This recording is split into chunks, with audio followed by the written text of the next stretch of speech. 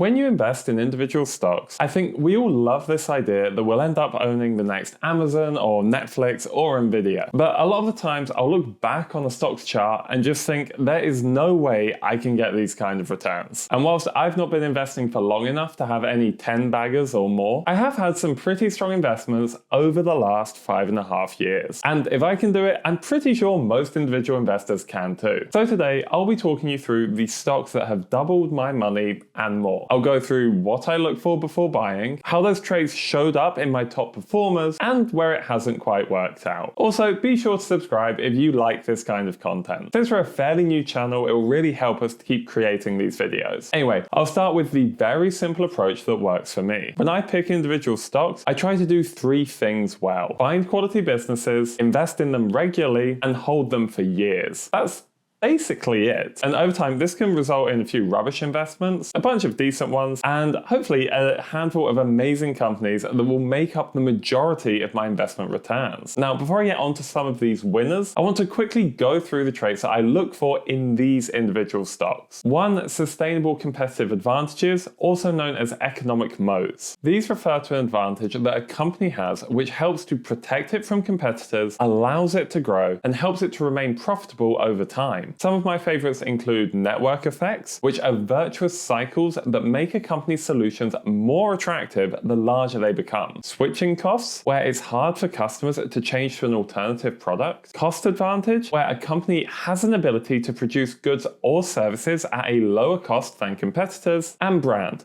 where a business's brand results in loyal customers and the ability to charge a premium price. 2, optionality. This just refers to businesses having multiple ways to win. I love companies that can regularly add new products, expand into different markets, or monetize a customer base in multiple ways. 3, financial resilience. As investors, we never know what's around the corner economically, and I need these fast-growing businesses to be able to take a punch. This means ideally having more cash than debt and also generating positive free cash flow. That is, they bring in more cash than they spend. Now, to make things a bit more complicated, this is different to being profitable, but I'll leave that for a different time. Number 4, a strong track record. We know the disclaimer that past performance does not guarantee future results. And yet, it's something I will always look for in an investment. If the company has a history of executing successfully, growing revenue consistently, and delivering shareholder returns, then I'll have more confidence in its ability to keep doing that in the future. Number 5, it's a top dog or disruptor in an important emerging industry. This is a trait that I've stolen pretty much word for word from Motley Fool co-founder David Gardner, someone who's had a big influence on the way that I invest. I like to look for companies that are ahead of the competition in industries that I believe will continue to grow in both size and importance over the years. It goes hand in hand with another belief that I have, which is winners keep on winning. Alternatively, I'd like to look for a disruptor in an industry where this disruptor has a superior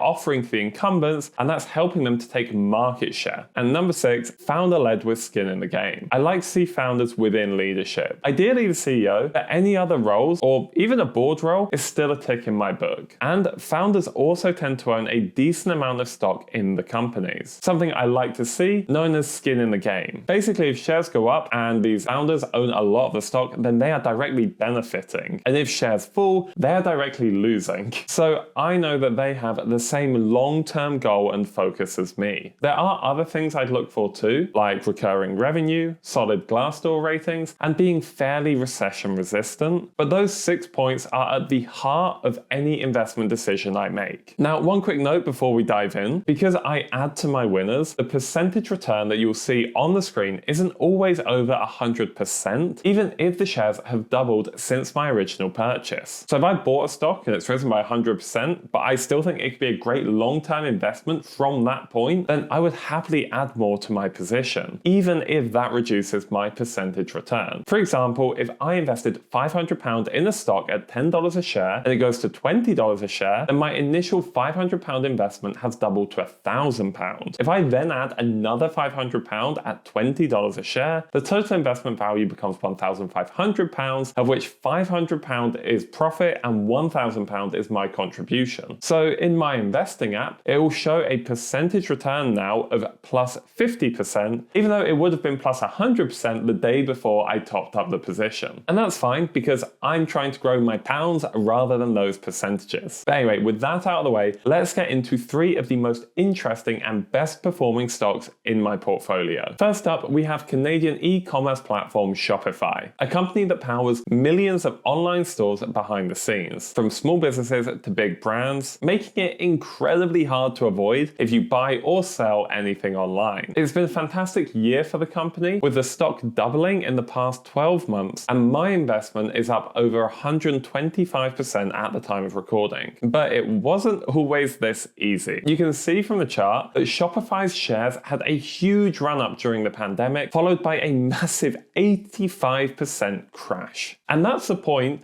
where investors have to decide if it's a broken business or a broken stock. I thought it was the latter, and that turned out to be the right call. But this gave me the opportunity to add to my investment throughout 2022 at between $30 and $40 per share, meaning those specific purchase decisions are now up around 4 times in value. So which of these traits did Shopify display back then? In terms of an economic moat, Shopify has incredibly strong switching costs. Once a company's e-commerce site, inventory, payments, and countless other apps run on Shopify, moving to another provider becomes extremely painful. This was demonstrated when the company raised the price of its subscription in early 2023 and hardly any customers left. In terms of optionality, Shopify had successfully expanded from an e-commerce platform into payments, lending, in-store checkouts, and a whole range of services for anyone selling on Shopify. Shopify also had an incredibly strong balance sheet during this tough period in 2022, so I had full faith that it would survive any difficulties. And it became the top dog in the e-commerce industry, with Shopify being the default choice for merchants who aren't Amazon. So whilst it ticked a lot of the boxes, I think a big lesson here is that valuation, sadly, does matter. I didn't buy at the top during the pandemic, but I bought at quite expensive prices. However,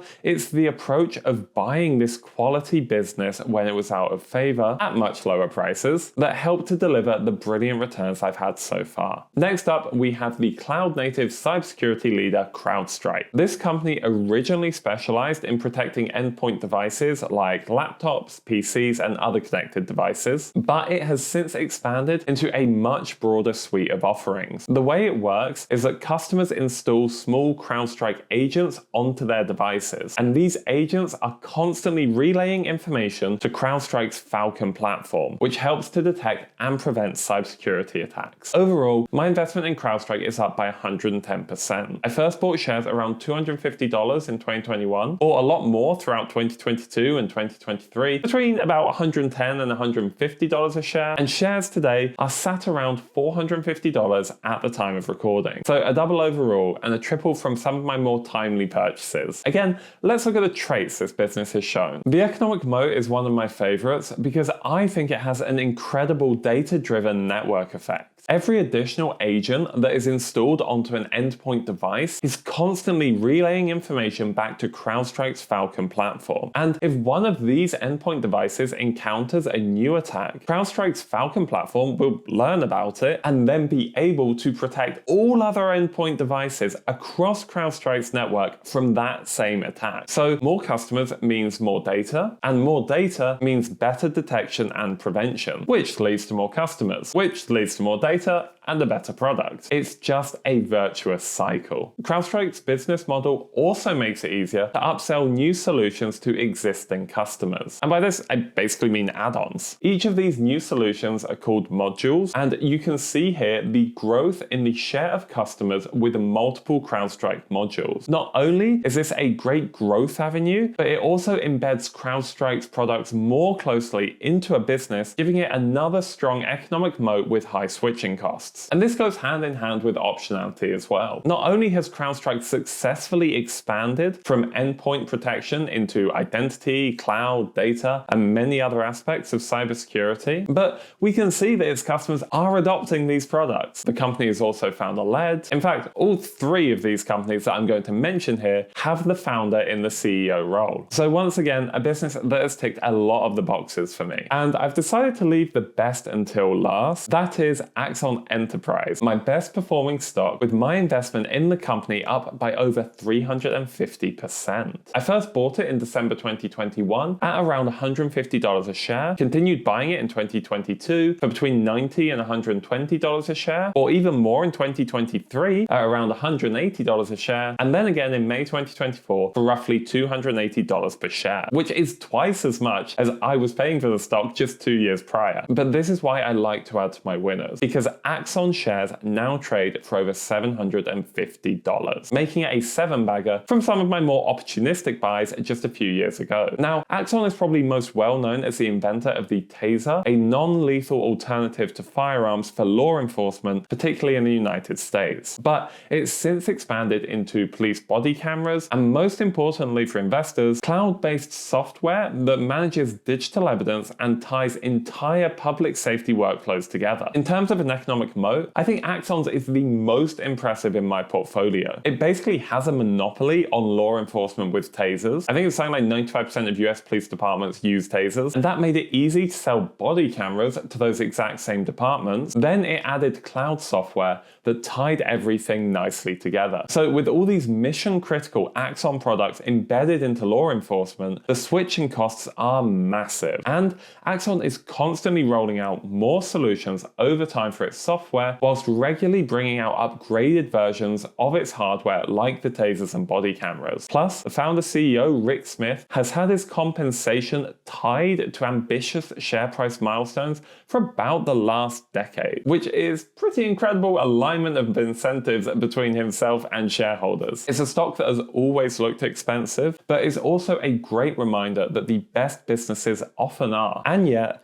shareholders can still be hugely rewarded if the business still goes on to exceed expectations year after year. These were just a few of my best performers, but there are other companies whose shares have gone on to double from some of the times that I've purchased them. These include Mercado Libre, Amazon, Adyen, and Zscaler, all companies that exhibit a number of the traits that I went through earlier on. Now, these are great, but sadly, that checklist I laid out earlier isn't some guaranteed recipe for success. The clearest example of that in my portfolio is Airbnb. On paper, it ticks pretty much every single box. It has a powerful network effect with its growing marketplace of hosts and guests, an extremely strong brand, one of the strongest balance sheets I've seen, with over $11 billion in cash and less than $2 billion in debt, and a business model that basically prints cash for fun. It has 2 founders that are still involved with incredibly high insider ownership, and it operates in a massive industry in travel that it has disrupted. I've held shares for 4 years and I'm down about 10% on my investment. But that was during a period where the broader market has performed fantastically. And in fact, shares have been falling pretty much ever since its IPO spike, mainly because growth has cooled since the pandemic-induced travel boom. And I think its moat probably wasn't as strong as I gave it credit for, because hosts can list their properties across multiple providers like Booking.com and Vrbo pretty easily. Plus, some of the optionality I'd hoped for with Airbnb's experiences hasn't come to pass. It's not an investment I'm willing to give up on yet, especially with the planned relaunch of experiences this year. I'd rather hold a losing investment for too long than sell a winning one too early. But it's a good reminder that not every apparently great company will go on to be a great investment. Other names that have scored well on my checklist but have gone on to disappoint include Block, UiPath, Unity Software, and a few more. I think it's especially important to acknowledge in a video like this that there are a bunch of losers and average performers alongside the winners. But overall, despite making a lot of mistakes at the start of my investing journey, investing in these individual stocks has helped my portfolio to outperform the market in recent years. And I hope I will continue to do do so, but only time will tell. Let me know down in the comments any investments that have delivered these kind of returns for you, or perhaps any companies that you feel optimistic about for the future, because I'm always looking for new companies to research. And as always, be sure to like this video if you want to see more content like this. Thanks a lot for watching, and I'll see you next time.